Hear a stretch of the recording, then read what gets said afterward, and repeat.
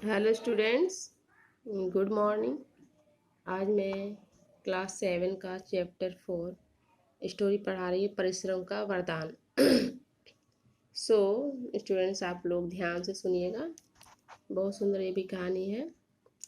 देखिए, मगध प्रदेश में सोन नदी के किनारे एक जंगल था।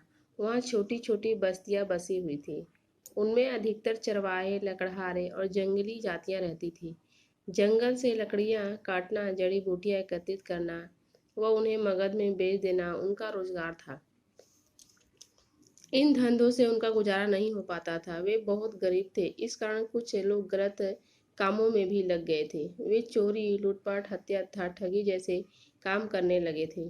कहने का मतलब यह है कि गरीबी के कारण जो भी बुराइयां आ सकती थी, वे सब उनमें थी। उसी गांव में शौनक नाम का एक लकड़हारा रहता था। वह जाति से शूद्र था और बहुत गरीब था, पर था एकदम ईमानदार। लोभ तो उसे जैसे था ही नहीं। जो मिल जाता उसमें ही वह गुजर बसर कर लेता था। इस कारण सोनक व उसकी पत्नी को कई बार भूखे भी रहना पड़ता था, पर मेहनत मजदूरी में वे कभी कोई कमी नहीं छोड़ते थे। एक दिन सोनक जंगल से लौट रहा था। उसके सिर पर लकड़ियों का बड़ा सा गट्ठर था। रास्ते में सोन नदी पड़ती थी। नाव में आने के लिए उसके पास धन नहीं था, अतः उसने नदी तैरकर पार करने का फैसला किया। लकड़ियों को पानी में तैराता धकेलता हुआ वह नदी के पार पहुंच गया। सर्दियों के दिन थे, उसके कपड़े बुरी तरह गीले हो चुके थे। तेज हवाएं भी चल रही थी और वह ठंड से कांप रहा था।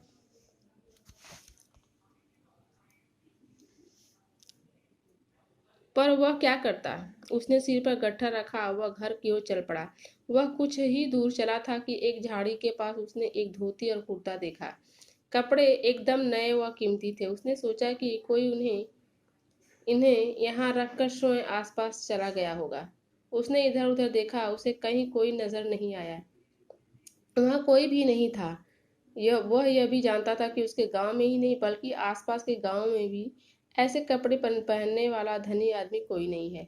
यह जानते हुए भी उसने कपड़ों को छुआ तक नहीं। कपड़े रखकर भूल जाने की बुद्धि पर उसे तरस जरूर आ रहा था।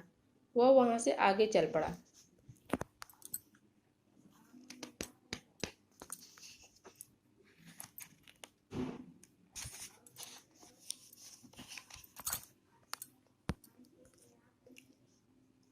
थोड़ी दूर ही चला था कि फिर उसे एक नई चीज दिखाई दी।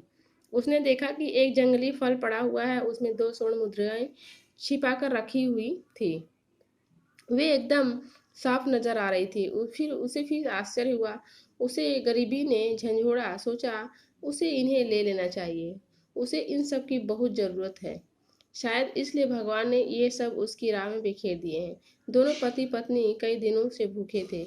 उन्हें धन की सख्त जरूरत थी, पर जिस तीव्रता से यह विचार उसके मन में आया, उसी तीव्रता से निकल भी गया। उसे आश्चर्य हुआ कि वह लोभी हो गया है। एक जोड़ी कपड़ों और दो स्वर्ण मुद्राओं से जीवन व्यतीत नहीं हो सकता। फिर मैं लोभ में क्यों पड़ूं? बस हाथ पैर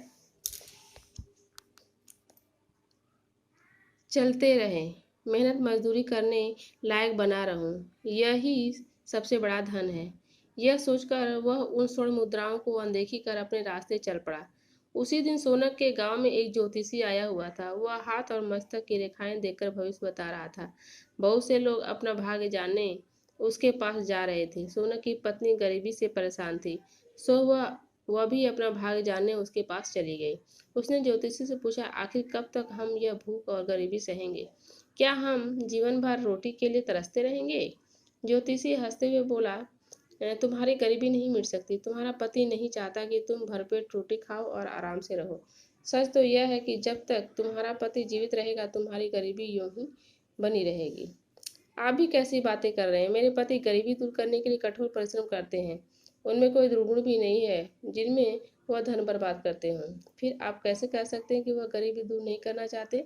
सोनक की पत्नी बोली, तुम सच कह रही हो। तुम्हारा पति मेहनती व भला है, पर यह भी सच है कि आज ही भगवान ने उसे सुंदर तथा कीमती वस्त्र दिए थे। वह ठंड से ठिठुरता रहा, पर कपड़े नहीं लिए। उसे स्वर्ण मुद्राएं दी, उसने उन्हें भी ठुकरा दिया। अब तुम ही बताओ, तुम्हारी गरीबी कैसे दूर हो? ज्योतिषी ने पूछा। नहीं ज्योतिषी जी, नहीं। वह ऐसा नहीं कर सकता, यह सब झूठ है, उसने अविश्वास जताते हुए कहा। तुम्हें विश्वास नहीं है तो तुम घर जाओ, तुम्हारा पति सिर पर गट्ठर उठाए अभी घर पहुंचा है, तुम जाकर उससे पूछो। सोना की पत्नी तुरंत घर गई। उसका पति जंगल से लौटा ही था, उसके वस्त्र गीले थे, वह थका हुआ था। उसने जाते ही पति से पूछा, क्या आज तुम्हें रास्ते में कीमती वस्त्र और स्वर्ण मुद्राएं मिली थी जिनको तुमने ठुकरा दिया?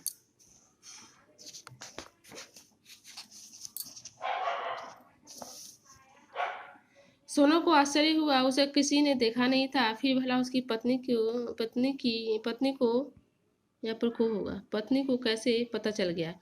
उसने आश्चर्यपूर्वक कहा, हाँ मिली थी, मैंने उन्हें नहीं उठाया, पर तुम्हें यह सब कैसे पता चला? पत्नी ने उसे ज्योतिषी से हुई सारी बातें बताई। सोनक ने सोचा कि तब ज्योतिषी उन चीज़ों के असली मालिक को भी जानता होगा। वह चाहता था कि उन्हें सही जगह पहुंचा दिया जाए, जिससे किसी का मन न लग जाए। इसलिए वह पत्नी के साथ ज्योतिषी के पास गया। वह एकदम सच है, पर आप यह तो बताएं कि कौन अभागा उन चीजों को यूं छोड़ गया है?